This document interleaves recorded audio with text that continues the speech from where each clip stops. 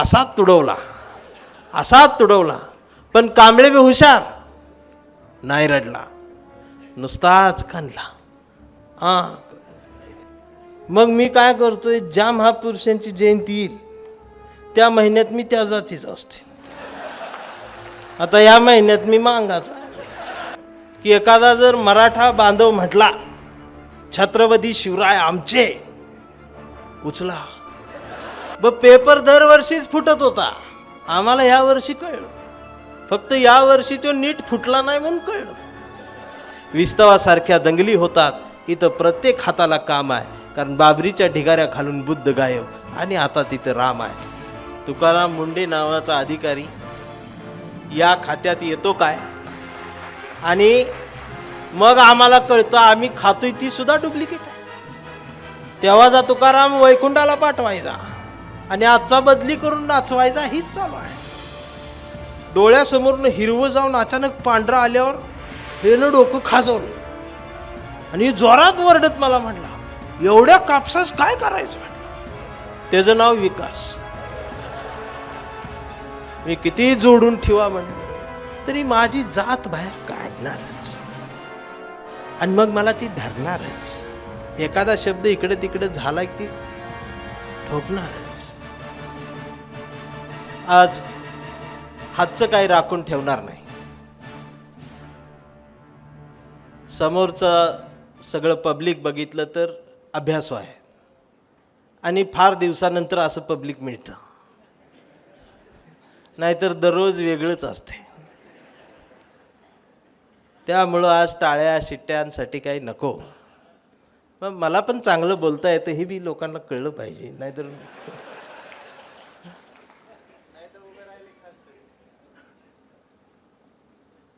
फार मागचा काळ मला आठवतोय. मी 10वी नापास झालो होतो आणि माझा फक्त इतिहास आणि भूगोल हा विषय सुटला होता. त्यात 52ला पास असायचं, मी 53 वरती होतो. खरं तर वडिलांना सुद्धा माहीत नव्हतं की मी कितवीत आहे. म्हणजे ही आमची परिस्थिती होती. आणि मग एका लग्नाच्या वराडातनं पुण्याला गेलो. त्या वराडात मैत्री झाली. मग पुणे मनाला भावलं. आकाशात उडणारं विमान एवढ्या डोक्याच्या जवळ दिसलं. म्हटलं 8 दिवस इथंच काढू. तिथं राहिलो. त्यावेळेला गौंड्याच्या हाताखाली मी गावाकडं कामाला जात असायचो. तिकडं गावाकडं हजेरी 60 रुपये होती, पुण्यात 90 रुपये होती. म्हटलं 30 रुपये जादा आहेत, ती बी खाऊन पिऊन. आणि मी पुण्यात थांबलो. मग हळूहळू जगणं कळायला लागलं, संघर्ष कळायला लागला. आईवडील लांब राहिले. तेवढ्यावर काही जमणार नाही म्हणून भाजीपाल्याची हातगाडी सुरू झाली आणि रात्रपाळीला मी वॉचमॅनचं काम सुद्धा धरलं. अभ्यासाकडे काय माझी ओढ नव्हती, पुस्तकांकडे माझं काही लक्ष नसायचं. आणि एकदा दुपारचं दररोज एका ठिकाणी मी थांबायचो माझी भाजीपाल्याची हातगाडी घेऊन. त्यावेळेला बाजूला एक रद्दीवाला वगैरे बसलेला असायचा, जुनी पुस्तकं घेऊन. त्याच्याकडे कधी बघितलंच नव्हतं. आणि एकदा दुपारी तिथं बसलेला असताना त्या रद्दीच्या ढिगातून एक पुस्तक असं जरा बाजूला आलेलं दिसलं आणि त्यावरती होता अण्णाभाऊंचा फोटो. तो फोटो बघितल्यावर मग माझ्या लक्षात आलं. म्हटलं ह्या माणसाची जयंती करतात आमच्याकडे, DJ नाचतात म्हटलं. म्हटलं काय यांची जयंती करतात म्हणून वाचायला घेतलं. बरं ते काय पहिल्यापासून वाचत नव्हतं, मधनंच उघडलं. कुठली कथा होती, कादंबरी होती, काय नाही, मधनं उघडलं. जी सुरू झालो, दिसायचं बंद झाल्यावर कळलं संध्याकाळचं 6 वाजून गेलेलं आहे. आणि मग बघितलं हात गाडीवरचा भाजीपाला तसाच. पिक्चरच बघायला लागलोय असं वाटलं. मी खरं सांगतो, एकमेव साहित्यिक HD कॅमेऱ्यानं फोटो काढावा, HD कॅमेऱ्यानं चित्रण करावं आणि ती डोळ्यासमोर जसंच्या तसं उभं राहावं, हे अनुभव अण्णाभाऊंना वाचताना येतो. आणि आपण पिक्चरच बघतोय असं वाटतं अण्णाभाऊंना वाचताना. तुम्ही एक वाचून बघा ज्यांनी वाचले नाही त्यांनी. आणि जर वाचत असताना तुम्हाला पिक्चर नाही दिसला तर समजा आपणच दरिंद्री आहोत. त्यात अण्णाभाऊंची काही चूक नाही.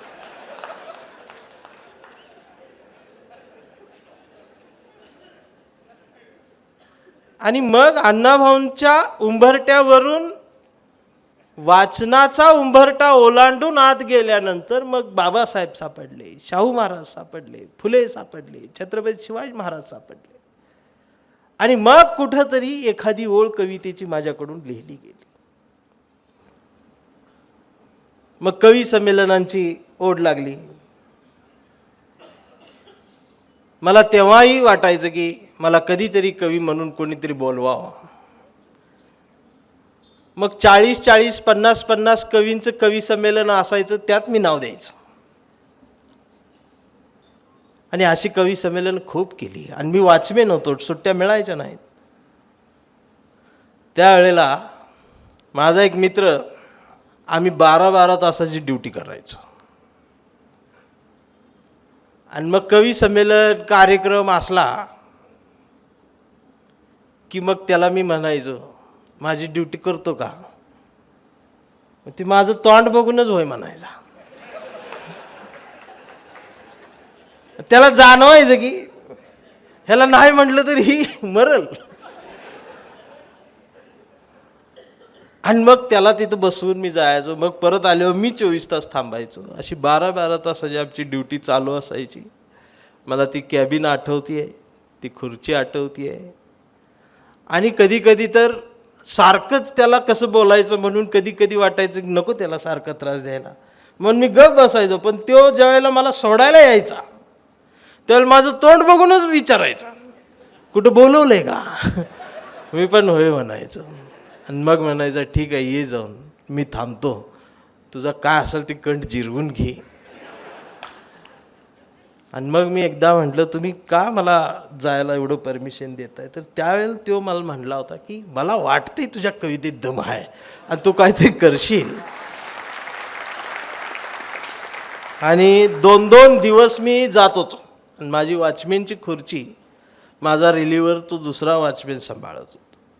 मला सांगायला आनंद वाटतोय की तो दुसरा वॉचमॅन छत्रपती संभाजीनगरच्या मातीतला होता.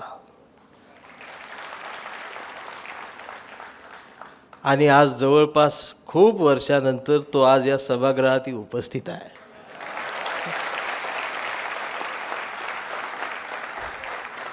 कृष्णा पोपळकर तिकडं बसलेले आहेत, मी त्यांना ओळखलंय. तुम्ही उभे राहा.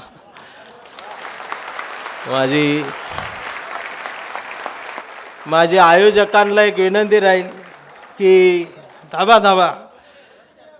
मी कविता म्हणायला जाताना माझी खुर्ची ज्या माझ्या मित्रांनी सांभाळली, आज मला त्याला विनंती करायची आहे की थोड्या वेळापुरती आज ही खुर्ची त्यांनी माझी सांभाळावी. कारण या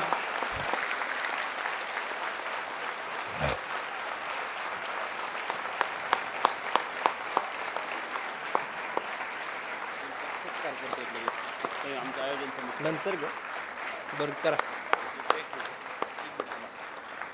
कृष्णा पोपळकर आयोजन समितीच्या वतीनं कृष्णा पोपळकर सर यांचा सत्कार करत आहोत. एकदा सर्वांनी पुन्हा एकदा त्यांच्या आपल्या सगळ्यांच्या वतीने त्यांचं स्वागत करून जोरदार असे कटोरा.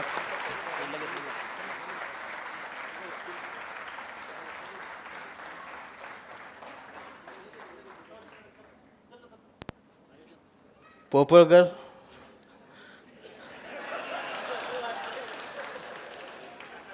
थँक्यू. आणि तुम्ही नसतात तर हे मिळालं नसतं, इथं आलो नसतो.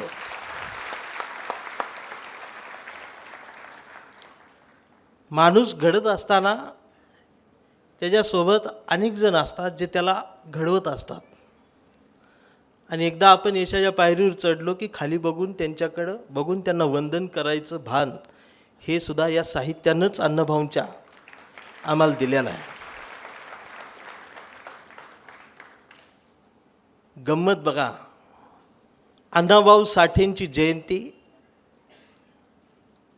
आज वकील संघ करतोय. म्हणजे आता सुरुवात झालेली आहे की महापुरुषांना जातीतून बाहेर काढायची.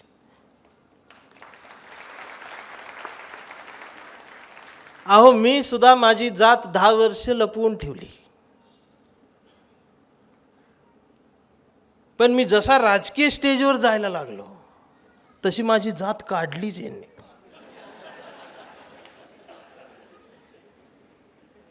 मग मी काय करतोय, ज्या महापुरुषांची जयंती येईल त्या महिन्यात मी त्या जातीच असते. आता या महिन्यात मी मांगाचा आहे. करणार काय?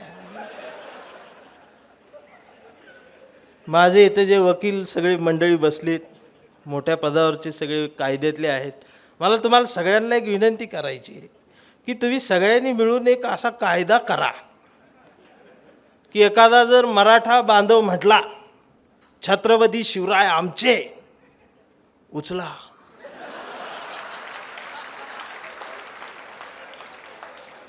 एखादा बौद्ध म्हटलाच बाबासाहेब आमचे, उचला. मातंग बांधव म्हटला अण्णाभाऊ लहुजी आमचेच, उचला. नो जामीन. जेव्हा मरल तेव्हाच बॉडी घरला.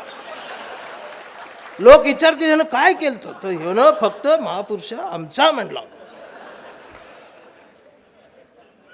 हे असं बोलल्यावर मारतात. मग मी काळा पडते.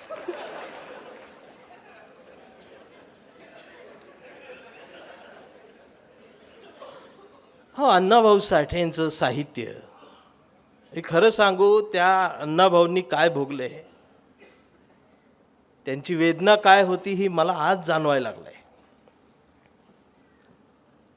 लोकशाहीर अण्णाभाऊ साठे त्यांचे एक मित्र होते प्राचार्य भोसले सर म्हणून, आणि हे दोघे जण कोल्हापूरला भेटायचे. कधी कधी भोसले सर कोल्हापूरला असायचे आणि अण्णाभाऊ एकदा त्यांच्यासोबत कोल्हापूरला रस्त्यावरून फिरत होते. भोसले सरांनी लिहिलेलं आणि त्यावेळेला मराठी साहित्यामधल्या एक फार मोठ्या समीक्षिका देशपांडे मॅडम नावांच्या, त्या कोल्हापुरामध्ये येणार होत्या आणि त्यांचं ते सहर्ष स्वागत करणारं बॅनर कोल्हापूरच्या चौकात लावलेलं होतं. आणि भोसले सर त्या बॅनरकडे बघत अण्णाभाऊंना म्हणाले, साठे, या देशपांडे मॅडम आहेत, फार मोठ्या समीक्षिका आहेत, यांनी मराठी साहित्यातल्या प्रत्येक लेखकाचं, साहित्यिकाचं समीक्षण फार व्यवस्थित पद्धतीने केलंय. अनेक लेखकांना त्यांनी उघडं केलेलं आहे. अण्णाभाऊ त्या फोटोकडे बघत एकटक बघतच राहिले आणि अण्णाभाऊंच्या डोळ्यात पाणी होतं. भोसले म्हणाले, साठे सर, डोळ्यात पाणी का? तर अण्णाभाऊ म्हणाले, माझं साहित्य जगातल्या कितीतरी भाषात अनुवादित झालं, रूपांतरित झालं, अनेक लोकांच्या मनापर्यंत पोहोचलं. मग या मॅडमना माझं साहित्य आजपर्यंत कसं दिसलं नाही? ही अण्णाभाऊंची त्यावेळची वेदना. म्हणून मी म्हणत असतो, मर्ढेकर, पाडगावकर, शिरवाडकर, माटे यांच्या आधी वाटेगावच्या अण्णाभाऊ साठेला उभं केल्याशिवाय मराठी साहित्य पूर्ण होऊ शकत नाही. अण्णाभाऊंचा पहिला खरा सन्मान रशियातल्या उगवत्या सूर्यानं वास्कोच्या मातीनं अण्णाभाऊंना खरा सन्मान दिला आणि मग अण्णाभाऊ इथं माहीत झाले. अण्णाभाऊंचं साहित्य, त्यांची प्रतिभा जर तुम्ही बघितली, कोणी म्हणतं 1.5 दिवस शिकले, 4थी शिकले, तसा भक्कम पुरावा नाही, पण दुसरीच्या पुढं तर ते नाहीतच. म्हणजे चित्रपटाचे बोर्ड रंगवता रंगवता बाराखडीशी जवळीक, अक्षरांशी नातं आणि शब्दांची ओळख झालेला हा प्रतिभावंत साहित्यिक, या साहित्यिकाचे शब्द गुलाम झालेले दिसतात पुस्तकांच्या पानापानावर. मला प्रश्न पडतो, आणि नंतर माझ्याच मनात विचार येतो, जर लोकशाहीर अण्णाभाऊ साठेंना त्या काळात इंग्रजी भाषेची खिडकी उघडी झाली असती तर शेक्सपियरला सुद्धा मांडीवर झोपवण्याची ताकद या प्रतिभावंतांमध्ये होती.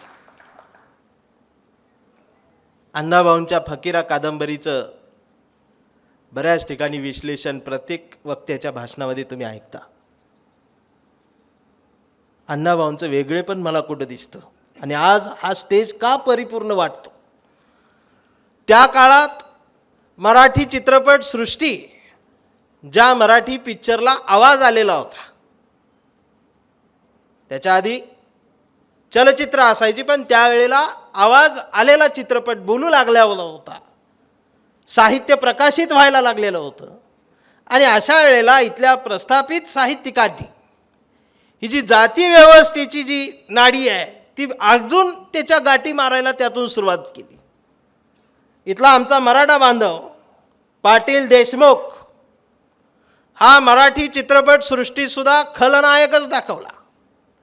कथा कादंबऱ्यांमध्ये हा पाटील कायम आबरू लुटणाराच दाखवला. बाई वाड्यावर या म्हणणारा पाटील, तमाशाच्या फडात मिशा पिळणारा पाटील, नायिकेच्या आबरूला हात घालणारा पाटील, हे असं चालू असताना अण्णाभाऊंनी त्या काळात आया बहिणींच्या आबरूला हात घालणाऱ्यांचा हात तोडणारा आणि लेकी बाळींची आबरू आणि त्यांची इज्जत जपणारा सत्तू भोसले अण्णाभाऊंनी उभा केला. वारणेच्या वाघासारखा अण्णाभाऊंनी उभा केला.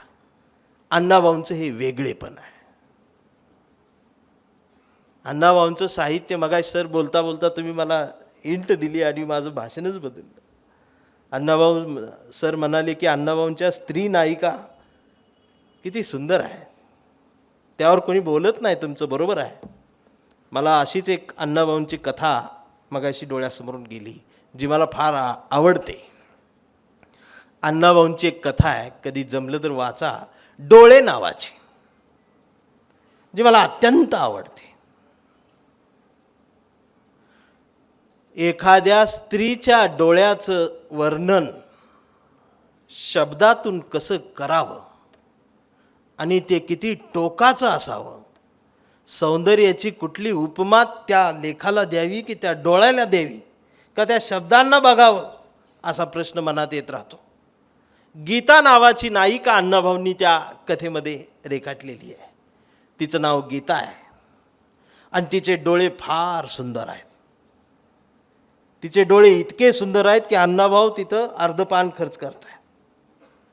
आणि तिचे डोळे एवढे बोलके आहेत की प्रत्येकाकडं बघताना त्या प्रत्येकाला असं वाटतं की ही माझ्या प्रेमात आहे. हा तिच्या डोळ्यांचा दोष. आणि तिचं लग्न झालेलं आहे आणि तिचं सौंदर्य आणि तिचे डोळे एवढे सुंदर असल्यामुळं तिचा नवरा तिच्यावर सतत संशय घेतोय, तिच्यावर सतत मागावर असतोय.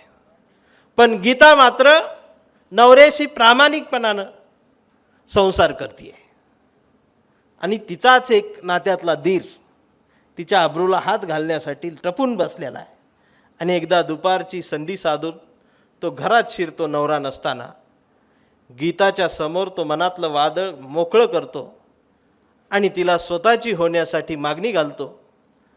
कुठंतरी लांब निघून जाऊ, तुला राणीसारखी ठेवीन म्हणून तिला विनवणी करतो. पण गीता तिच्या पावित्र्यावर, चारित्र्यावर डाग न लागू देणारी गीता त्यावेळेला त्याला हाकलून देताना म्हणते, जशी रामाची सीता होती तशीच मी माझ्या नवऱ्याची गीता म्हणून जगणार आहे, तू इथून निघून जा. आणि तो निघून जात असतानाच तेवढ्यात तिचा नवरा घरात प्रवेश करतो. हा जो जातो त्याची जाणारी पाठमोरी सावली त्या नवऱ्याला दिसते आणि त्याच्या मनात आजपर्यंत शंकेची चुकचुकणारी पाल घोरपडीसारखी ठामपणानं काळजाला घट्ट पिळा घालते. आणि मग तिथून सुरू होतो गीताचा छळ. गीता पदर पसरून गुडघ्यावर बसून धाय मोकळून रडून सांगते की मी पवित्र आहे, पण तो ऐकत नाही. तो म्हणतोय मी डोळ्यानं बघितलेला आहे, घरातून कोणीतरी गेलेला आहे पुरुष, पण ती सांगतेय डोक्यावर पाय ठेवतीये, पायावर डोकं ठेवतीये. आणि मग आमच्या कोल्हापूर जिल्ह्यात विशाळगड नावाचा किल्ला आहे. त्या विशाळगडावरती एक प्रथा पूर्वीपासून सुरू होती, ती आता बंद झाली. तिथं एक पुजारी बसायचा, त्याला देव बाबा, देवाचा माणूस म्हणून संबोधलं जायचं. आणि त्याच्या समोर अशी कढई असायची, कढईमध्ये तेल असायचं, ती चुलीवर ठेवलेली असायची, आग लागलेली असायची खाली आणि तेल उकळत असायचं. आणि खरं खोटं करण्यासाठी तिथं अनेक जण यायचे. जसं तुमच्या न्यायाधीशांसमोर खटला उभा राहतो तसा तो त्या काळातला न्यायाधीश होता. आणि मग हा म्हणाला, तू जर खरी असशील तर देवबाबाकडे चल, तिथं आपण खरं खोटं करू. तिला याबद्दल काही माहीत नव्हतं. तो तिला विशाळगडावर घेऊन आला. तिनं बघितलं कढईमध्ये तेल उकळतंय, पुजारी बसलेला आहे आणि पुजारी तिला म्हणतोय की या तेलामध्ये हात घाल, तू जर खरी असशील तर तुझा हात भाजणार नाही, आणि तू जर खोटी असशील तर तुझा हात भाजणार. आणि आजपर्यंत त्या तेलातून कुणाचाच हात नीट वर आलेला नव्हता. गीताला हा विज्ञानाचा नियम माहीत होता. गीताच्या लक्षात आलं, किती जरी खरी असले तरी विज्ञानासमोर मी हारणार आहे आणि हात भाजलाच जाणार आहे. आणि मग गीता त्या पुजाऱ्याला म्हणते, बंड करते. अण्णाभाऊंचे वैशिष्ट्य बघा, गीता त्या पुजाऱ्याला म्हणते की पुजारी बाबा, तुम्ही देवाचं माणूस, देवाशी तुमचा डायरेक्ट संबंध, असं करा, माझ्या वतीनं तुम्हीच तेलात हात घाला. जर मी खरी असेल तर तुमचा हात भाजणार नाही, आणि मी जर खोटी असेल तर तुमचा हात भाजून बाहेर येईल. व्यवस्थेला प्रश्न केला, व्यवस्थेच्या विरोधात गेली, म्हणून तिथं मारहाण झाली. मला वाटतंय ती गीता अण्णाभाऊंची तेव्हा त्या पुस्तकात जी होती, आज इथं बसलेली प्रत्येक मुलगी ती गीताच आहे, जी व्यवस्थेला विचारते. झेनजीच्या त्या गर्दीत सुद्धा ती गीताच होती. आणि मग मारहाण झाल्यानंतर नवऱ्यानं तिथंच काडीमोड दिला, एकटीला सोडून नवरा निघून गेला. आणि ती विशाळगडाच्या पायथ्यावरून रात्रीच्या अंधारात ती घरी माहेरी जायला निघतीये. आणि त्याच वाटेनं रात्री अण्णाभाऊ तिथून चालत चाललेले असतात. आणि अण्णाभाऊंना ही गीता भेटते. पौर्णिमेचा चंद्र आहे, चांदणं पडलंय, आणि त्या चांदण्यात हे डोळे अण्णाभाऊंना दिसत आहेत. आणि अण्णाभाऊ म्हणतायत, एवढे सुंदर डोळे माझ्या आयुष्यात मला कधी बघायला मिळाले नसते, धन्य आहे. दोघांच्यामध्ये नातं निर्माण होतं, भावाचं आणि बहिणीचं. ती दादा म्हणते, अण्णाभाऊ गीता म्हणतात ती लहान असते. घरापर्यंत सोडतो, चल एकटी कुठं जाशील म्हणून अण्णाभाऊ रात्रभर चालत ते दोघेजण प्रवास करतायत. त्या दोन दरोडेखोर त्यांचा पाठलाग करतायत. ती रात्रीचा वर्णन ते अण्णाभाऊंनी छान केलेलं आहे. आणि सकाळी सूर्य उगवायच्या वेळेला अण्णाभाऊ तिला तिच्या घरी नागावला आणून तिच्या दारात सोडतात आणि अण्णाभाऊ तिथून निघून जातात.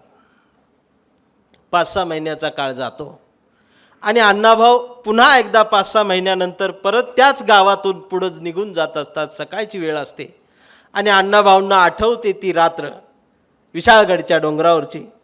आणि अण्णाभाऊंना वाटतं की त्या रात्री भेटलेली सुंदर डोळ्यांची ती बहीण कशी असेल, मला ओळखेल का.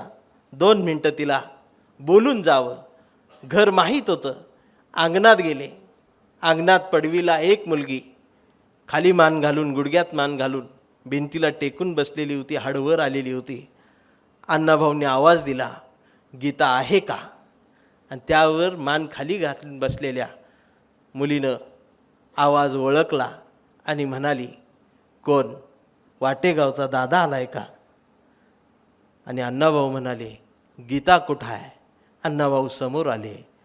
ती उभी राहिली, मान वर केली. अण्णाभाऊ बघतच राहिले. तिच्या दोन्ही डोळ्याच्या जागी डोळे नव्हते, फक्त 2 भुयार होते. तिथं फक्त भसके होते, छिद्र होते. अण्णाभाऊ बघतच राहिले. अण्णाभाऊ म्हणाले, डोळे कुठं आहेत? एवढे सुंदर डोळे कुठं आहेत? आणि मग गीता उत्तर देते, या सुंदर डोळ्यांनीच घात केला. निसर्गानं डोळे दिले, सुंदरता दिली, पण सोबत संशय दिला. त्या संशयानं संसार जळला, माणसात मला ठेवलं नाही. या सुंदरतेमुळं कित्येक वासनानं गरबटलेल्या नजरा धावत किती काळ झेलायचं. नवऱ्यानं टाकलेली म्हणून अजून नजरा वाढल्या. डोळ्यांनीच घात केलेला आहे. आणि हे डोळे रोज मारून टाकण्यापेक्षा मीच डोळे फोडून टाकले अण्णा, असं सांगणारी गीता. अहो, पृथ्वीची कुठली उंची अण्णाभाऊ गाठतायत.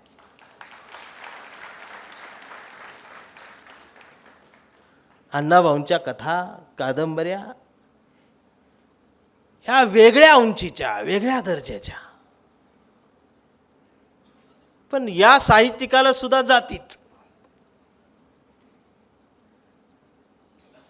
म्हणून माझी विनंती आहे, सरकारनं आजचा दिवस लेखन प्रेरणा दिन म्हणून साजरा करायला सुरुवात केली. माझं सरकारचं अभिनंदन करावं असं वाटतं.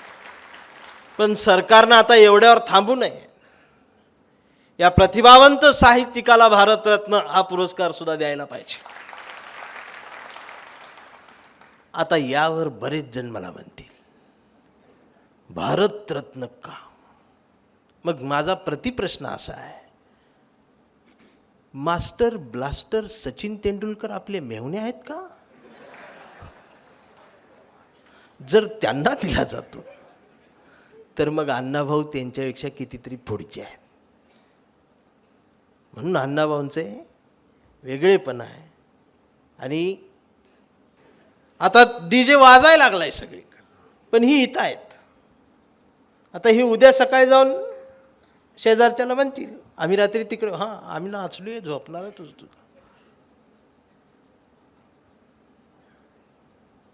प्रत्येक वक्त्याचं भाषणात एक वाक्य, नाचून नाही वाचून जयंती साजरी करा. तो जन्माला आल्यापासून तो तेच म्हणतोय आणि आम्ही जन्माला आल्यापासून तीच ऐकतोय. फरक काय पडना, पण कृती जी घडायला पाहिजे ती अशा पद्धतीने जर घडत असेल तर दत्ता होड पाटील आणि इतर सर्व सहकार्यांच्या पाठीमागं तुम्ही आम्ही उभं राहिलं पाहिजे. अशा पद्धतीनं हे सगळं साजरं झालं पाहिजे, तर कुठंतरी काहीतरी घडणार आहे. बाकी आता सगळं भविष्य अंधारातच आहे असं दिसतंय. पण एवढं काय अंधार होऊ देणार नाही मी आहे की अजून.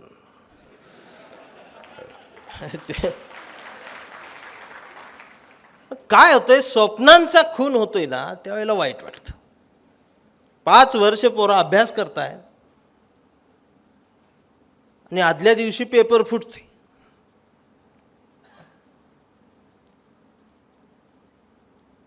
पेपर दरवर्षीच फुटत होता, आम्हाला ह्या वर्षी कळलं. म्हणजे ती सरकार कुठलंही असो पेपर फुटतच होता, फक्त या वर्षी तो नीट फुटला नाही म्हणून कळलं.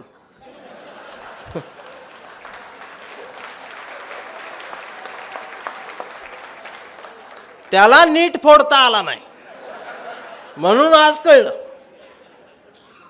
सरकार बदलणं हा उद्देश नाही माझा, सिस्टीम बदलली पाहिजे. ही इथली ही खालची बदलली पाहिजे. आणि हे बदलणं फार अवघड आहे. परवा तर बातमी बघितली, ती पदव्याच विकत मिळायला लागल्या. मग आम्ही 5 वर्ष उगाच का शिकली. मला एक उदाहरण आठवतंय. उदाहरण दुसऱ्या देशातलं आहे, या देशाशी त्याचा काही संबंध नाही. जर ती जुळत असलं तर मनाव घेऊ नका ना, मला आत टाकतील. एका देशात एक राजा होता आणि तो राजा त्याच्या मनाचंच करायचा. गोष्ट दुसऱ्या देशात. आणि रात्रीचं 8 वाजली की त्याच्या मनात काहीतरी यायचं दुसऱ्या देशात, आणि त्याच्या मनात येईल ती सुरू व्हायचं. आणि एक दिवस त्याच्या रात्री 8 वाजता मनात आलंच. त्याला वाटलं माझ्या राज्यात नेमकं काय चाललंय हे मी स्वतः जाऊन बघणार. कुठली यंत्रणा आज नाही, मी जाणार. आणि मग राजानं वेषांतर केलं आणि त्याचा घोडा बाहेर काढला. मग तो घोड्यावर बसला आणि राजा त्याच्या राज्यात फिरायला लागला. आणि फिरता फिरता त्याला एक दुकान दिसलं चौकात, आणि त्या दुकानाबाहेर पाटी लिहिली होती, इथं पदव्या विकत मिळतील. राजाला ती पाटी बघून आश्चर्यच वाटलं. त्याला मी पदवी पाहिजेच होती.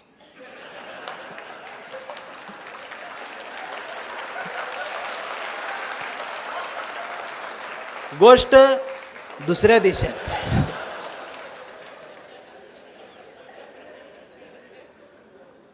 राजा आला, घोडा थांबवला, घोड्यावरून उतरला, त्या दुकानाजवळ गेला आणि खिडकीत एक व्यक्ती बसली होती.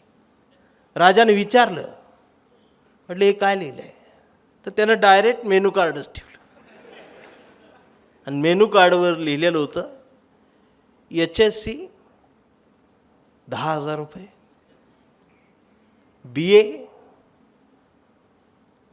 20,000 रुपये, MA 30,000 रुपये, आणि तिन्ही पदव्या घेतल्या तर PhDला डिस्काउंट मिळेल.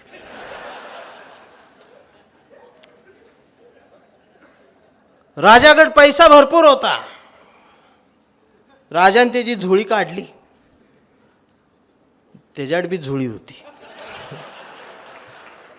झोळीतलं सगळं गबाड काढलं, पैसे दिलं आणि सगळ्या पदव्या विकत घेतल्या. आणि राजा एका रात्रीत पदवीधर झाला.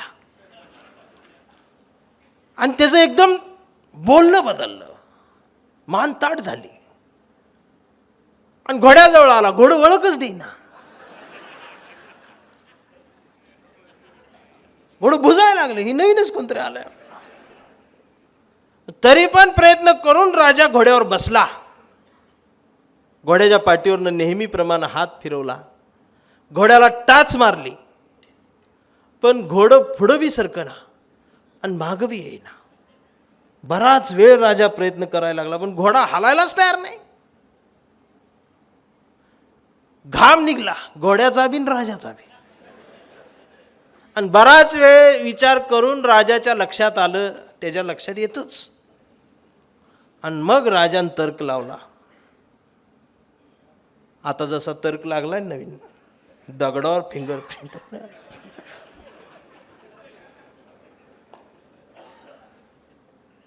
त्याचा तर्क असा लागला की हा घोडा लहानपणापासून माझ्या सोबत वाढला, मोठा झाला, आणि आज एका दिवसात अचानक मी पदवीधर झालो, पण घोड्याच काय? घोड्याला सुद्धा एखादी पदवी आता घ्यायला पाहिजे. म्हणून घोडा माझ्यावर रुसला. घोड्यावरून राजा पुन्हा उतरला, दुकानात गेला, खिडकीजवळ गेला, आवाज दिला, म्हणला, ओ सर इकडे या. ते म्हणले, काय? अहो लहानपणापासून माझ्यासोबत मोठा झालेला घोडा माझ्यावर रुसला, मी पदवीधर झालो, पण घोड्याचं काय? माझ्या घोड्यासाठी एखादी HSC तरी पदवी विकत द्या, तुम्ही हवे तेवढे पैसे घ्या. त्यावर त्या व्यक्तीनं हात जोडत उत्तर दिलं. त्यानं दिलेलं उत्तर आजच्या सगळ्या शिक्षण व्यवस्थेला समर्पक उत्तर होतं. ती व्यक्ती म्हणाली, साहेब माफ करा, आम्ही घोड्यांना नाही गाढवांना पदव्या विकतो.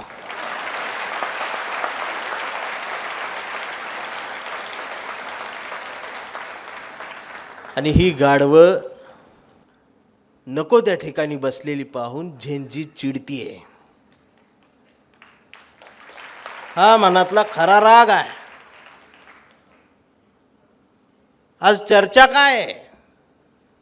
परीक्षेच्या आधी पोरं एकमेकाला विचारतात, महाराज कितीला पडले मागच्या वर्षी, या वर्षी कितीला पडतील? ते म्हणते 4ला पडतील. तुकोबार आहे, किती मार्काला पडले? ते म्हणते 8 मार्काला पडले. ज्यांनी महाराष्ट्र घडवला ते पडतायत. अभ्यासक्रमातून सुद्धा हे गायब झाले.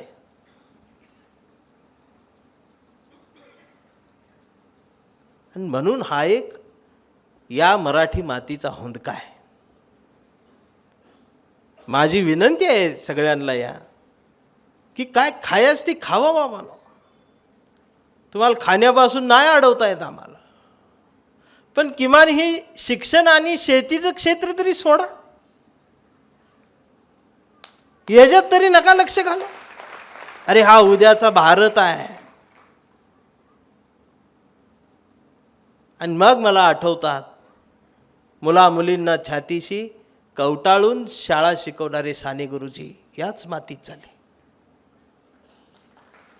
आम्हा बहुजनांना मांडीवर बसून अक्षरांशी ओळख करून देणारे कर्मवीरराव भाऊराव पाटील याच महाराष्ट्रात झाले. आणि बायकोच्या गळ्यातलं मंगळसूत्र गहाण ठेवून मुलांना विद्यार्थ्यांना पुरणपोळीचा घास भरवणारे सुद्धा श्री म माटे गुरुजी सुद्धा याच महाराष्ट्रात झाले. पण आता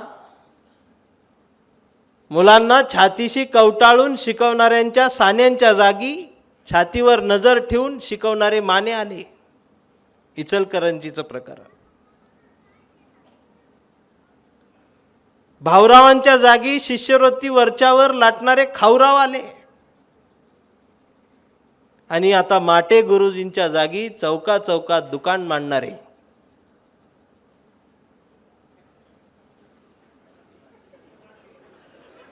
मोठे गावकर आणि चाटे सुद्धा इथंच जन्माला आले.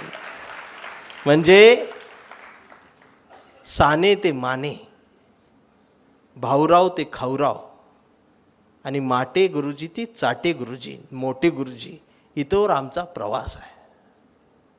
आम्ही बदलायला नको. माझी टीका नाही कुणावर, पण उघडा की डोळा. हा डोळा कुठला आहे? ज्ञान हा माणसाचा तिसरा डोळा आहे. पण ही शिक्षण तरी कुठलं पाहिजे? शहाणपण पाहिजे, संस्कार असणारं शिक्षण पाहिजे. आमचं झालंय काय? आमचं जातं गेलंय.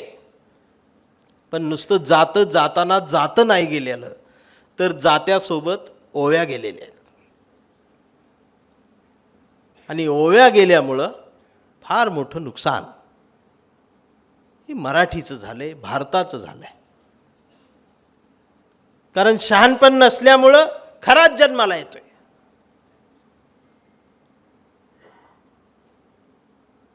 आम्ही ज्ञानोबा आणि तुकोबारायांचं बोट सोडलं आणि बागेश्वर बाबाचा दरबार धरला.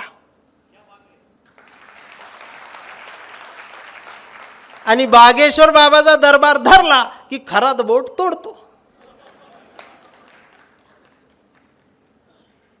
बर त्याच्याकडे कोण जातंय? डॉक्टर, इंजिनियर, वकील, न्यायाधीश, तहसीलदार, इन्स्पेक्टर ही तिकडं आहेत गिरायक. आमदार, खासदार, मंत्री. आणि आम्ही लहान असताना ती चल्लसाठ खेळत होतो चिचुक्यानं, चिंचतलं काढलेलं. ते आदलं मधलं फोडून ती 4 आकडं असं चौकोन करून ती पांढरं पडले की 4, काळं पडले की 8 असं आम्ही खेळायचो. तर त्यो अर्धा तुकडा चिचुक्याचा त्यानं 3.5 लाखाला ऐकलाय.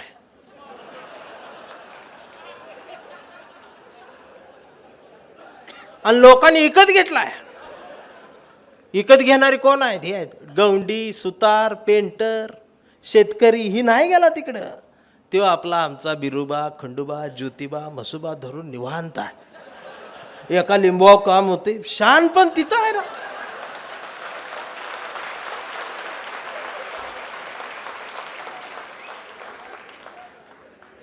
त्याचं चालले श्रद्धा त्याची तिथं आहे ना, त्याला तिथं राहू द्या. तुम्ही सुटात बुटात कोटात येताय, देव बदलताय, बाबाच बदलताय. आणि इंग्लिश बोलणार बाबा, हाय पाय, हे कोण? काय चाललंय? मी प्रश्न पडतात मला. आई वडिलांना सांभाळा, या एका वाक्यावर 8 दिवस कथा चालतात. ती सांगणारा बी रडतोय, पुढं बसणारी बी रडत्यात, कॅमेरा असं फिरत्यात आणि खाली कमेंट रामकृष्ण हरी, जय श्रीराम. म्हणजे आमच्या आई वडिलांना सांभाळावं ही सांगण्यासाठी कुठला तरी बाबा पाहिजे. मग कधी कधी वैतागून रविदादा वाटतं की खरात बी पाहिजे. आपला ऐकत नाही रे.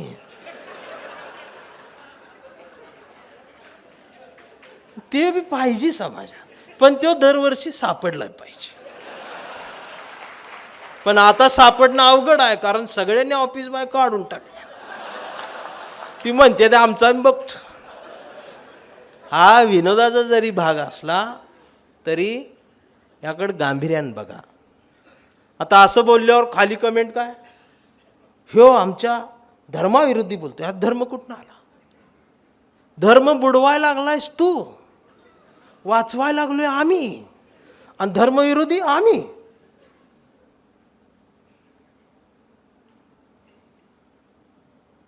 मंदिरात चोरी झाल्या तरी तोंड दाबून बसायची वेळ आल्या. बोलू का नको?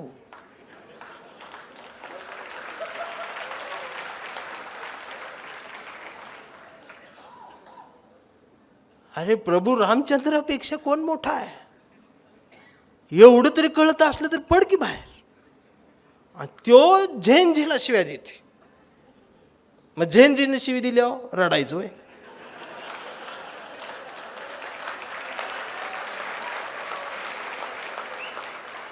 नाही, शिव्यांचं समर्थन नाही, शिव्या वाईटच. दुपारी राज ठाकरे साहेब म्हटले, त्या तुम्हाला आई आहे तसं प्रत्येकाला आई असते.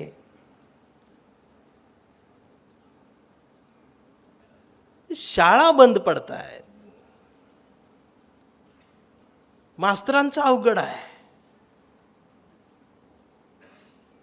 मी तर प्रत्येक कॉलेजवर दररोज कधीतरी गॅदरिंगला आठवड्यातनं 1-2 असतेच कॉलेज.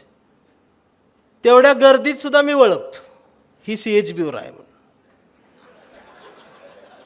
कारण सगळ्यात जास्त राबत ती असते, आणि जो जास्त राबतो, कष्ट पुढं पुढं करतो, तो CHBवर असतो. पण त्याला सुरक्षितता नसते, कधी बी जा म्हणू शकते. आणि जो परमनंट असतो तो खिडकीतनं बघतो असं वाकून, काय कार्यक्रम आहे का? हो, मला कामं आहेत. फार भयानक परिस्थिती आलेली आहे. ही दिसत नाही डोळ्यांना, आणि त्यात ही कट्टरता. छत्रपती शिवराय माझ्या रक्तात आहेत, जीभ बाहेर काढायची. आज अण्णाभाऊ माझ्या रक्तात आहेत, बाबासाहेब माझ्या रक्तात आहेत. मग मी बाजूला जाऊन हळूच म्हणतो, रक्तात तांबड्या पेशी पांढऱ्या पेशी असतात, आणि जास्त लाडू मिठाई चहा झाला असला तर शुगर गावती दुर्बिणीत. हे नाही सापडत. त्याच्या पुढचं वाक्य अजून, रक्तच निळं आहे म्हणते.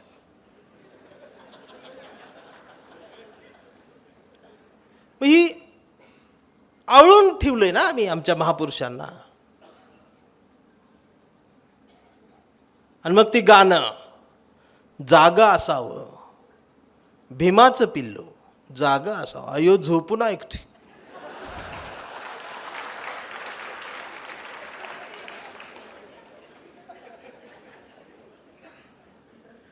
ही जी परिस्थिती आता आलेली आहे ना, तरुणांची डोकी भडकवली जातात. मुळात ती का भडकतात? अहो, गावगाड्यापर्यंत वाद आला. अजून 2 वर्ष असंच राहिलं तर एकमेकांच्या सुखादुःखाला जाणार नाहीत. प्रत्येक जात एकटी पडली.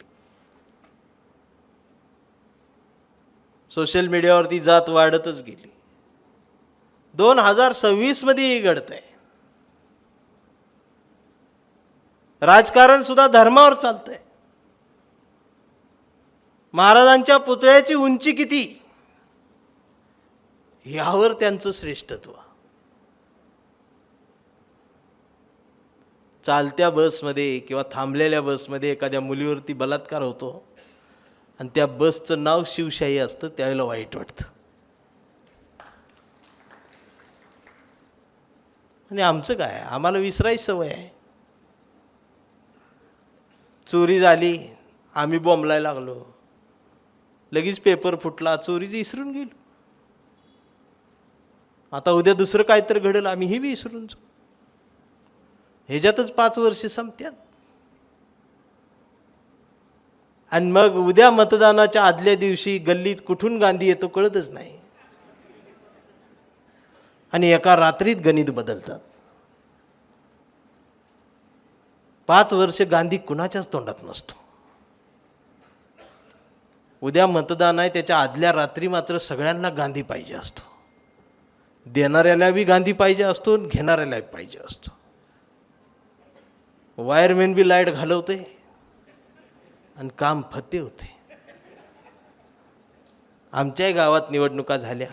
मला असं वाटलं की माझ्या गावात मी माझ्या लोकशाहीचा खून होऊ देणार नाही. नुसतं भाषणं करून काय होणार नाही, आता मैदानात उतरलं पाहिजे म्हणून मी मैदानात उतरलो. आणि आदल्या रात्री मी बन्यालवर आणि लुंगीवर गल्लीत बसलो, असा दांडकं घेऊन रस्त्यावर. विचार करा मी कसा दिसत असं. रात्रभर लोकशाहीसाठी जागता पहारा दिला. सकाळी सूर्य उगवेपर्यंत पापणी लावू दिली नाही आणि कुणीच पैसे वाटायला आलं नाही. मीच मिशीवर हात पिळत म्हटलं, घाबरतली मला, घाबरती ती मला. पण दोघं जण हसत हसत गल्लीतनं बाहेर आलंच. मी म्हटलं कोण आलतं का, तर ते म्हणले दादा तुम्ही इथं बसलाय, कशाला कोण येईल, हातात दांड काय. मला बरं वाटलं, म्हटलं कवन येते. तेवढ्यात ते बाजूचा हसत म्हटला, गुगल पेन फोन पेन काम झालं म्हटलं, तुम्ही बसा म्हणला इथंच बोंब.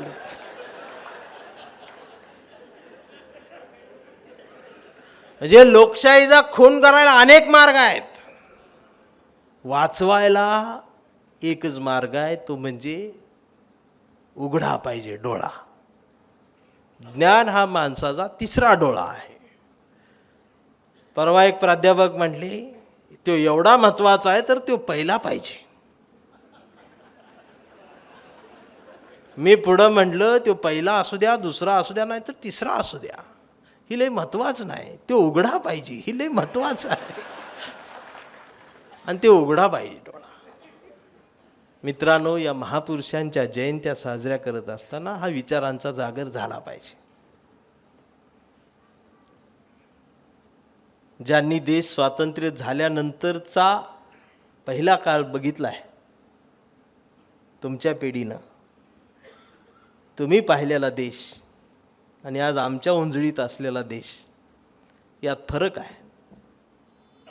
तुकाराम मुंडे नावाचा अधिकारी या खात्यात येतो काय, आणि मग आम्हाला कळतं आम्ही खातोय ती सुद्धा डुप्लिकेट आहे.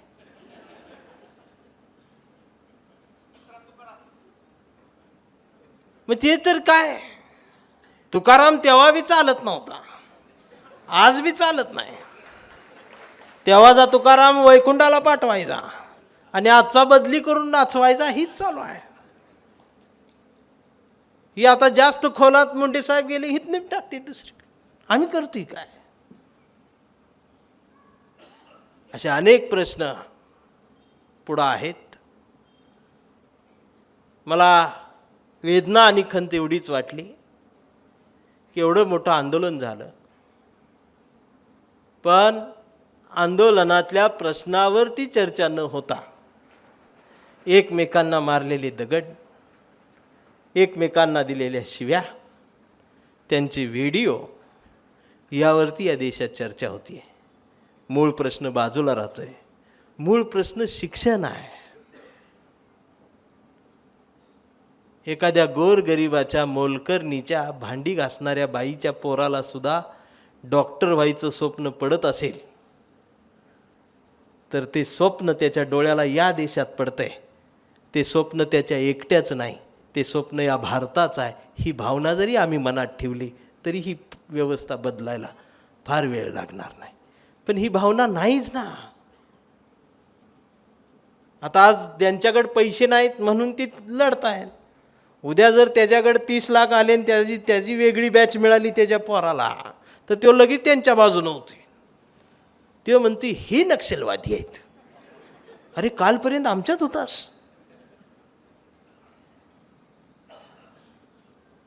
बदला. आणि ज्यांच्याकडे श्रीमंत आहेत, ज्यांना असं वाटतं की माझ्या 7 पिढ्या बसून खातील, माझ्या पोरांना काही कमी नाही, यांच्या नादाला नको लागायला, तर मला त्यांना सांगणं आहे की सगळ्यात जास्त या देशात धोका तुम्हाला आहे, तुमच्याच पोरापासून. उद्या एक दिवस ती बोकडासारखं तुमच्या उडल ना, त्यावेळेला कळल याला शिक्षणाची फार गरज होती, ती आम्ही दिलं नाही, याला नोटा दिल्या उधळायला. ही शहाणपण, हा संस्कार, या ओव्या, अभंग. आणि आदनमधनं एक वाक्य येते, कुठं नेऊन ठेवलाय महाराष्ट्र माझा. आम्हीच आम्हाला कुठं नेऊन ठेवले ही एकदा बघा. अण्णाभाऊंच्या साहित्यातून हा सगळा मागोवा आज घेण्याची गरज आहे. मराठी साहित्य कॅमेरा असतं, हे आरसा असतं, ज्यामध्ये स्वतःचं प्रतिबिंब आम्ही एकमेकांचं बघत असतो. म्हणून आता जास्त वेळ तुम्हाला तंगवण्याचा अर्थ नाही. 9 वाजून गेल्यात. बऱ्यापैकी पब्लिक 2G वाला आहे, 4G वाला आहे, 5G वालं बी आहे, शुगर BP वालं बी आहे. गोळ्यास टाईम झाले, पण तरीसुद्धा ती येऊन बसलाय. का तर ह्या देशात काहीतरी चांगलं घडेल, काहीतरी होईल. जमाना बदलत गेलाय. पिक्चर कोणीतरी काढलाय, बघतोय कोणतरी दुसरंच, बॉक्स ऑफिस तिसऱ्याचंच, गल्ला चौथाच नेते, थिएटर कुणाचा आहे कळना, आणि भारत माझा महान आहे. या सगळ्या गणितात आम्हाला कळना आम्ही आमच्या देशात कुठं चाललोय, काय चाललंय. कारण आमच्या मेंदूमध्ये शिक्षणाचा ध्यास नाही, बुद्धीमध्ये ज्ञानाचा वास नाही. अडाणी नाही आम्ही थोडेफार शिकलो, 1ली ते 10वी रोज प्रतिज्ञा बोललो, भारत माझा देश आहे. काही नाही, सगळे पोलिओचे डोस जेव्हा आम्हाला कळतसुद्धा नव्हतं तेव्हापासून पितो आहे. भारत माझा देश आहे. इथं येऊन बघा, प्रत्येकाच्या तोंडाला फेस आहे. सारे भारतीय माझे बांधव आहेत, कौरवांनाही लाजवतील असे चारा खाऊ पांडव आहेत. विस्तवासारख्या दंगली होतात, इथं प्रत्येक हाताला काम आहे. कारण बाबरीच्या ढिगाऱ्या खालून बुद्ध गायब आणि आता तिथं राम आहे. भाकरी मागणाऱ्यांचा, शिक्षण मागणाऱ्यांचा आवाज एकाकी पडत चालला आहे. आणि जगाच्या नकाशात आमचा देश ढसाढसा रडत चालला आहे.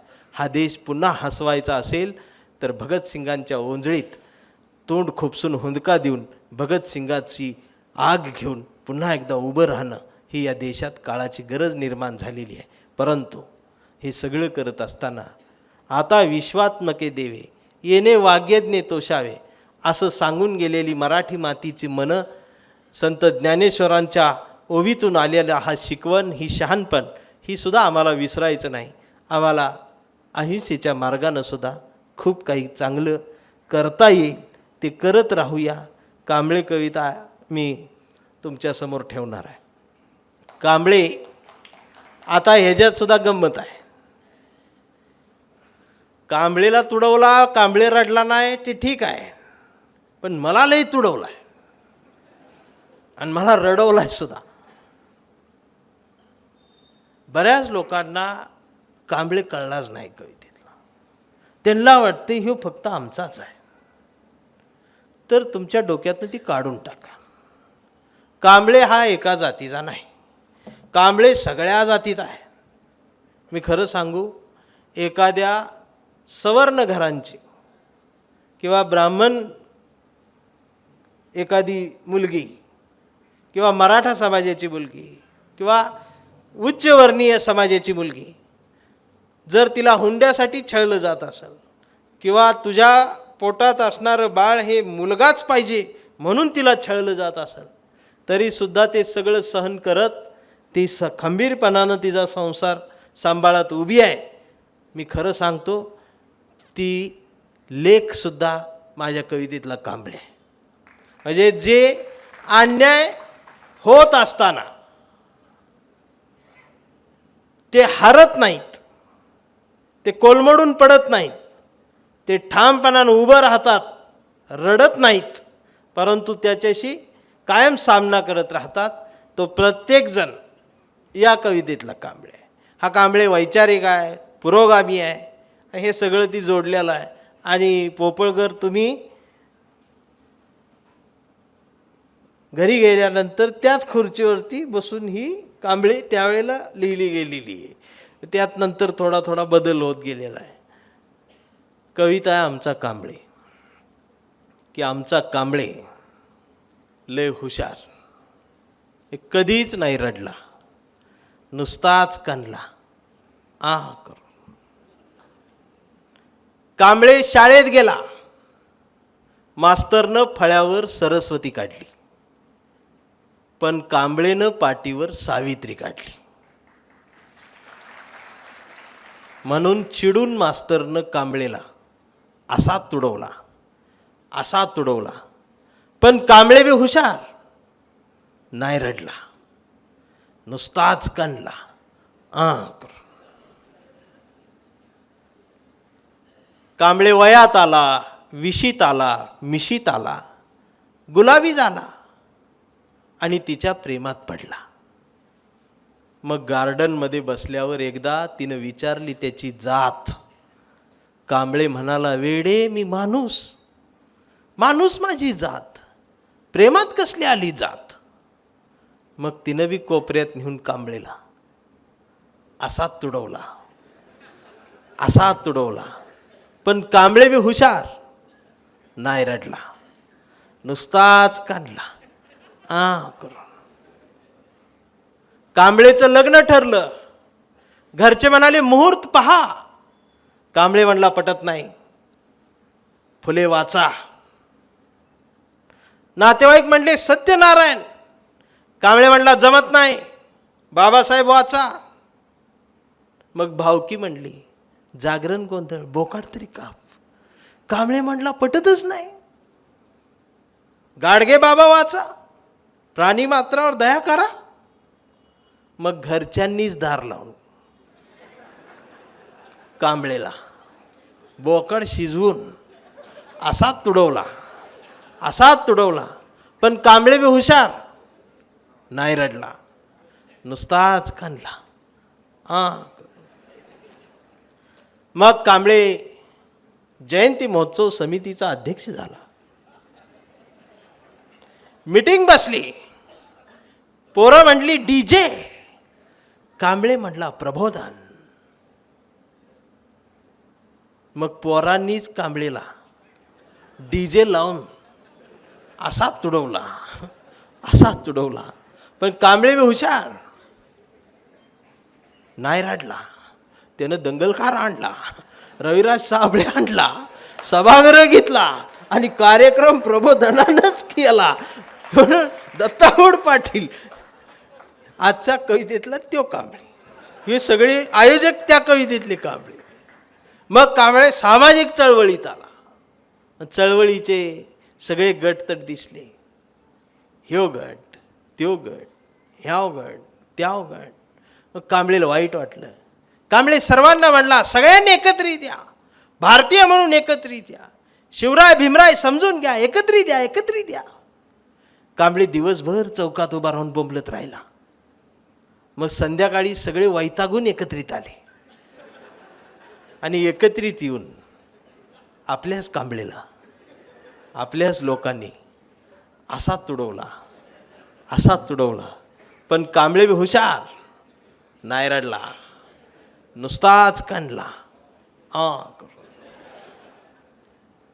कांबळेचा मुलगा आता मोठा झालाय झेंजीमध्ये. सगळीच झेंजी नीट आहे असं नाही, गबाळी बिले आहे ती. म्हणजे ती अशी एकटक बघतच बसती नेमकं काय चाललंय. ती कमेंट करतील ना, ती आहे ती.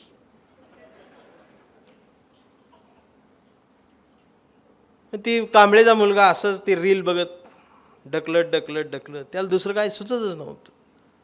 त्याने एकदा रील बघत परवा कांबळेच्या मुलानं कांबळेला विचारलं, डॅडा फुले शाहू आंबेडकर कोण डॅडा? संविधान काय भानगड डॅडा? आणि छत्रपती शिवाजी महाराज खरंच जन्माला आले होते का डॅडा? आता मात्र कांबळे पेटला. म्हटला गावभर पेरलं आणि घरातच नाही उगवलं. म्हणून त्यानं दार लावून पोरालाच असा तुडवला.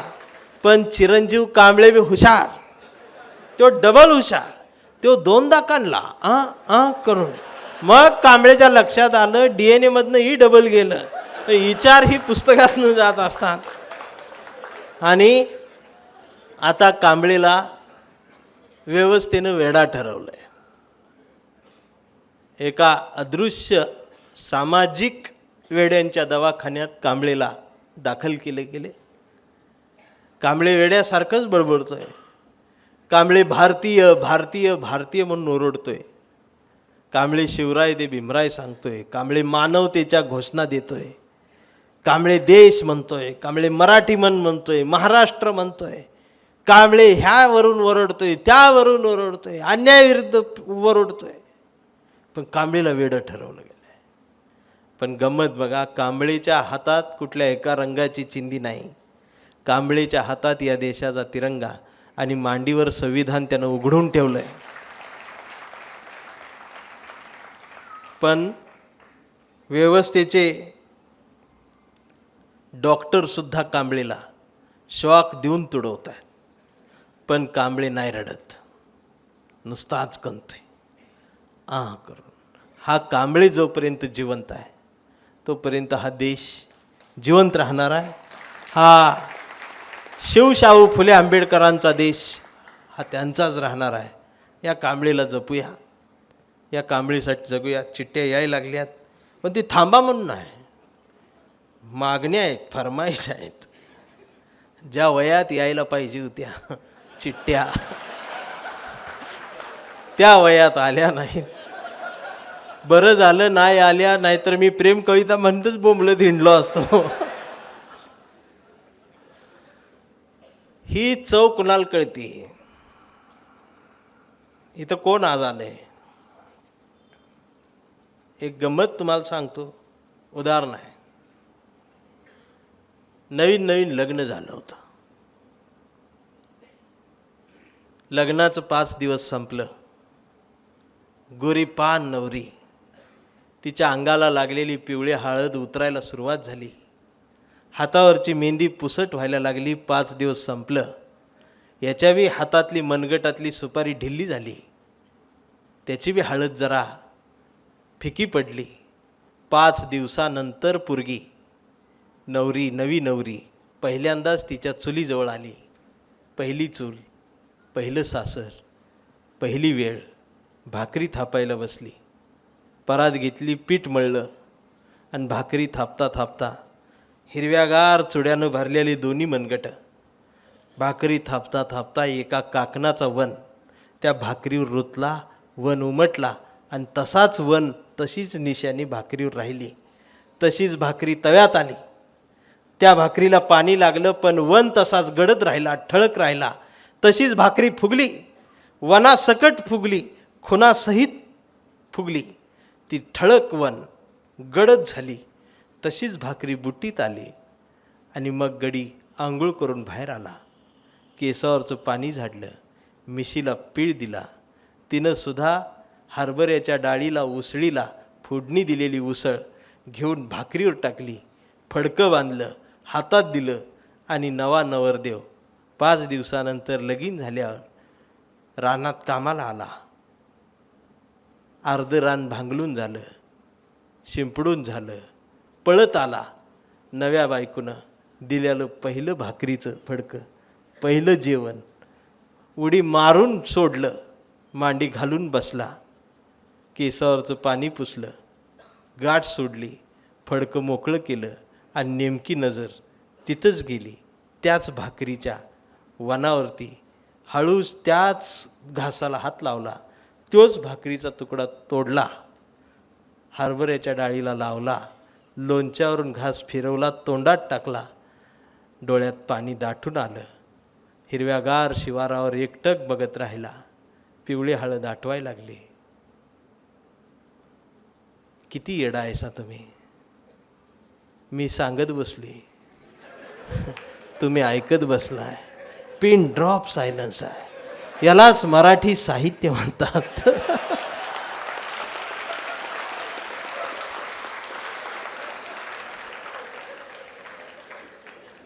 पण ह्याला खरं तर हायजॅक करणं म्हणतात. आणि सध्या देश असाच हायजॅक केला जातोय.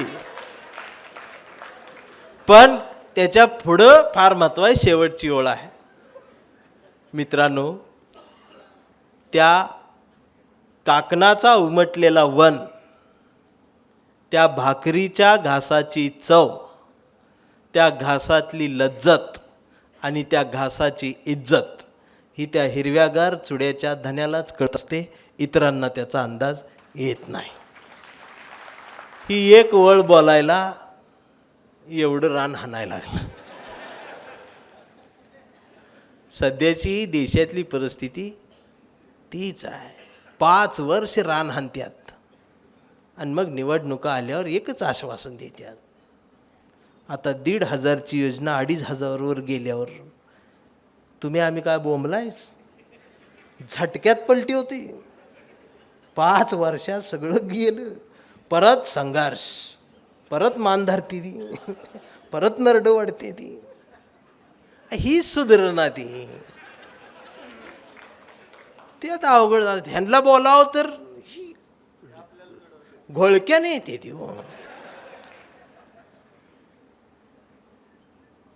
जी 5,000 आणि 2,000 आणि 500 रुपये स्वतःचं मत विकतात ना,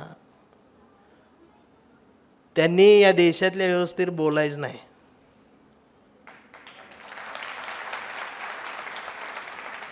आणि माझ्या कवितेवर तर अजिबात बोलायचं नाही.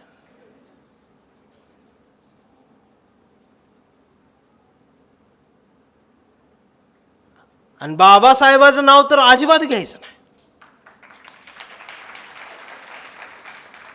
आता शिव्याच आहेत मला. गरज आहे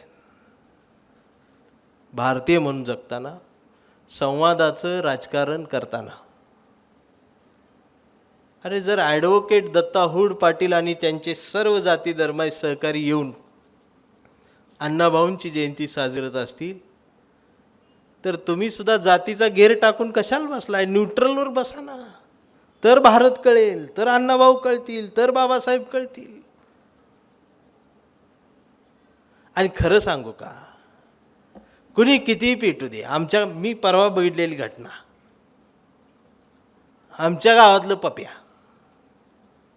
त्या आक्रोश मोर्चात दिवसभर गेलं, धर्माया घोषणा दिल्या, सगळं केलं आणि पेटलंच ती. आणि संध्याकाळी शोयब्या गाठ पडलं त्याला. शोयब्या फक्त एवढंच म्हटला, पप्या बिर्याणी किया है, आएगा क्या? पप्याने इकडे तिकडे बघितलं, म्हणलं चल. शोयब्या बोला, तो दिनभर क्या किया?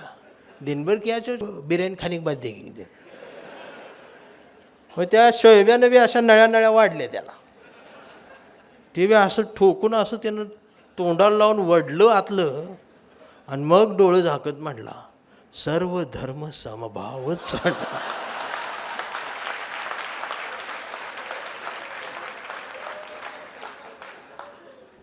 एवढा सोपा आहे भारत, का अवघड करून ठेवायला लागलाय?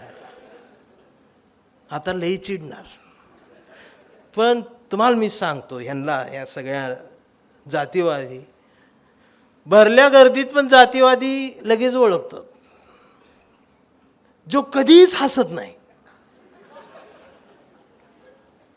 तो पक्का जातीवादी असतो. अशा आट्या पडलेल्या आहे ते.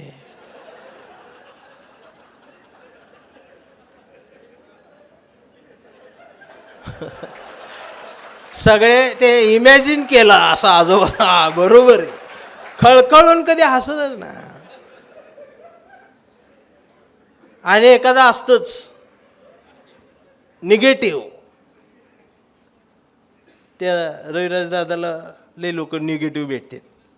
कशाला करतोय, कशाला ती व्हिडिओ बनवतोय, कशाला ती पेरवास सांगतोयस, तूच बघ. मला सुद्धा अशी इथं बी, आता इथं अजून कोण असेल, कशाला असली जयंती केल्या, डीजे भरा, कशाला ही सत्कार, ही लाईटीज एवढ्या का लावल्या, आणि वक्ता का बोलवलाय, कवीच कशाला बोलवला, कवयित्री नव्हती का? हे असे निगेटिव्ह. तर माझा एक मित्र असाच होता, कायम निगेटिव्ह आणि आडवं बोलणारा. कविता उभीच का लिहिलीस, आडवी का नाही लिहिली, भिंत सरळच काय, अशी वाकडी का नाही. आणि नेमकं त्याचं नाव विकास होतं. आणि एक दिवस ती माझ्याकडे आलं आणि मला म्हणला माझ्यासोबत मुलगी बघायचं. मी म्हटलं मला वेळ नाही, तुझं तू जा. तर म्हटला तूच सोबत चल. म्हटलं मीच का. तर म्हटला तू सोबत आलास की मला पसंत करतील म्हटलं. म्हणून मग मी सोबत गेलो. मित्र वनव्यामध्ये गारव्यासारखा, पण इथं गारव्यामध्ये मी वनव्यासारखा. आणि मुलगी याची कुठं, विदर्भामध्ये, यवतमाळ जिल्हा. आम्ही रेल्वेने चाललोय. रेल्वे विदर्भात घुसली. ही खिडकीजवळ बसलो होतं आणि विदर्भात गेल्यावर यानं खिडकीतनं बाहेर वाकून बघितलं, सगळा कापूसच दिसायला लागला. आम्ही आजपर्यंत सांगली जिल्ह्यातला ऊस बघितलेला. डोळ्यासमोरनं हिरवं जाऊन अचानक पांढरा आल्यावर हेनं डोकं खाजवलं आणि जोरात वरडत मला म्हटला, एवढ्या कापसास काय करायचं म्हटलं. त्याचं नाव विकास. मी म्हटलं आपल्याला काय करायचं आहे विकास, तू चल विकास. पण तो काय विकास गपच बसना. विकासच्या डोक्यात आहे प्रश्न, पण ह्यो प्रश्न फिट बसला, ह्याचं काय करायचं.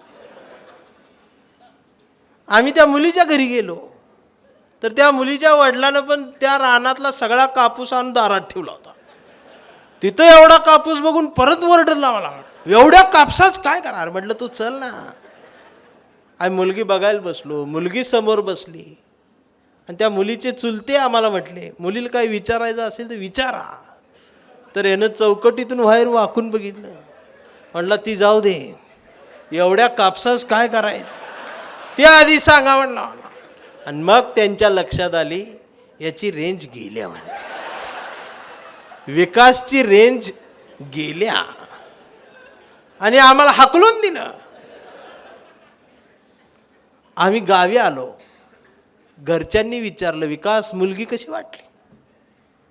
विकास म्हटलं आई ती जाऊ दे, एवढ्या कापसास काय करायचं त्या आधी सांग. आणि ती जोरात ओरडायला लागलं. जोरात ओरडल्यामुळं त्याच्या मेंदूची एक नस चकोप झाली आणि ती कापसातच अडकलं आणि ती येडं झालं अक्षरशः. बरेच उपचार झाले पण शहाणं झालंच नाही. ती काय गाठ सुटलीच नाही.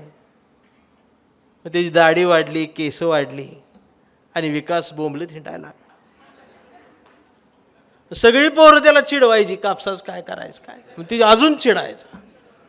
आणि आमच्या गावातला एक हॉटेलवाला त्याच्या हॉटेलमधली राहिलेली भजी त्याला संध्याकाळी घरी जाताना खायला द्यायचा. मग परवा असंच ते भजी खात बसला झाडाखाली. त्या पेपरात भजी दिलतं, वर्तमान पेपरची रद्दी, त्यात भजी दिलं होतं. त्यानं शेवटचा भजी तोंडात टाकला. त्या मिरच्या झाडल्या, मीठ झाडलं आणि त्या पेपरात त्या दिवशी बातमी होती, कापूस जळून राख झाला.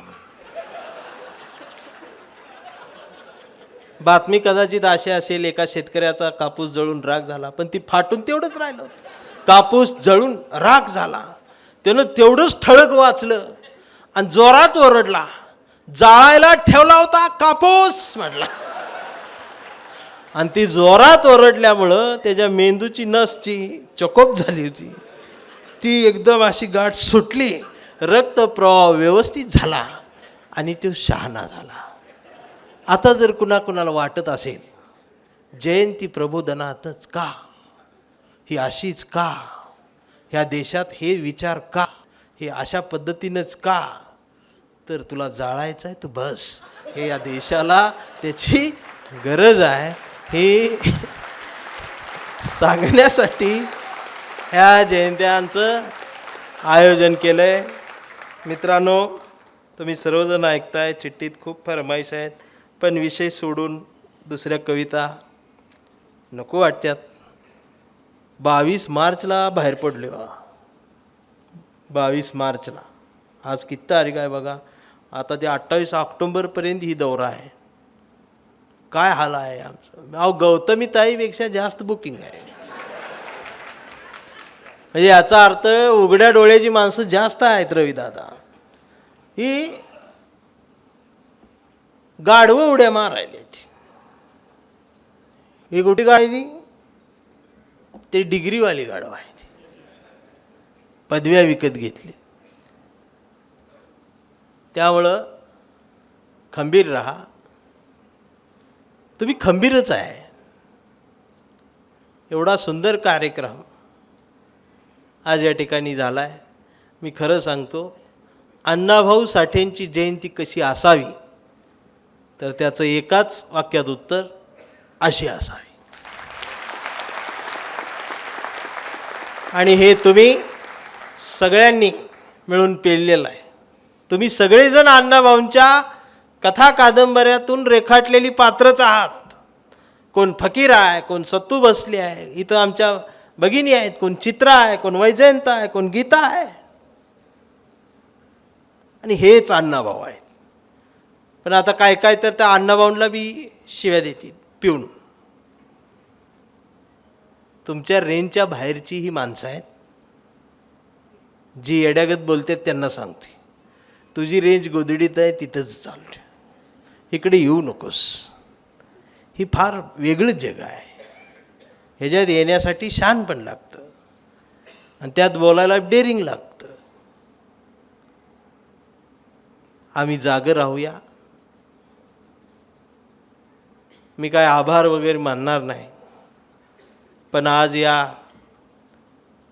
शब्दपीठावरती, काव्यपीठावरती, साठेपीठावरती, अण्णाभाऊंच्या विचारमंचावरती, बाबासाहेबांच्या साक्षीनं, फुल्यांच्या साक्षीनं आज तुम्ही आम्ही सर्वजण मिळून हा वैचारिक वारसा पुढे नेतोय. रविराज साबळेसारख्या तरुणाला आपण सर्वजण, कोणी देऊ नगर न देऊ, पण आमच्यासारखी माणसं अशा तरुणासोबत कायम उभी असतील. आमची कविता त्यांच्यासाठी उभी असेल. कारण अशा पोरांना सुद्धा गरज असते आणि ती गरज आपण भागवायची असते. त्यांच्यासोबत उभं राहायचं असतं. ॲडव्होकेट दत्ता पाटील या ठिकाणी उभं, काय गरज आहे त्याला ही असले करायची. चांगली केस चाललेली असते त्या. पण आता काय सगळंच वकील आले आहेत का? 90% आले आहेत. म्हणजे 10% हाय तीच कापसास काय करायचं. त्यांनी बी आता ते सोडून यायला पाहिजे. मी खरं सांगतो, सगळंच क्षेत्र येड्यागत करायले. वकील जर तसं करायला लागलं तर लईच अवघड होईल. आणि वकिलांच्या कार्यक्रमाला जायला पाहिजे असं ठरवूनच मी आलो. म्हटलं मला मी कधी कधी उचलणारच आहेत ना. तुम्हाला काय वाटते मला सोडणार आहेत? अजिबात नाही. मी किती संवादाची भाषा केली, मी किती जोडून ठेवा म्हणलं, तरी माझी जात बाहेर काढणारच आणि मग मला ती धरणारच. एखादा शब्द इकडे तिकडे झाला की ती ठोकणारच. पण त्याला माझी तयारी आता झालेली आहे. म्हणून आभारांचे भार कशाला. खरं सांगू का, कांबळे कविता संपल्या तेव्हाच कार्यक्रम संपला. मी बी बोंबलत बसली, तुम्ही बी ऐकत बसला. यालाच मराठी साहित्य म्हणतात. हे आभारांचे भार कशाला, सत्कारांचे हार कशाला, मनात एक घरटं बांधूया मराठी साहित्याचं. या साहित्याच्या घरट्याला दार कशाला, झुळझुळत्या या अण्णाभाऊंच्या लेखणीला आपल्याही वाचनाचं पाणी देत राहूया. मिनमिनत्या या सावित्रीच्या दिव्याला आपल्याही अभ्यासाचा उजेड देत राहूया. आणि जोपर्यंत लोकशाहीर अण्णाभाऊ साठे जयंती तथा वकील ही सगळी मंडळी, मराठवाडा शिवप्रेमी वकील शिवजयंती आयोजन समिती तथा गुरुशिष्य जयंती महोत्सव संयोजन समिती, किती किती काय काय घडून ठेवले. कोणाला राग येऊ नये, काय नाही.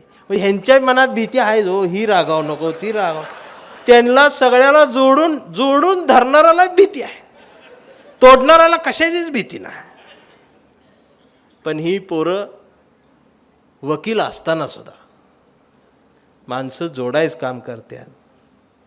तारीख पे तारीख असं म्हणणाऱ्यांच्या गर्दीत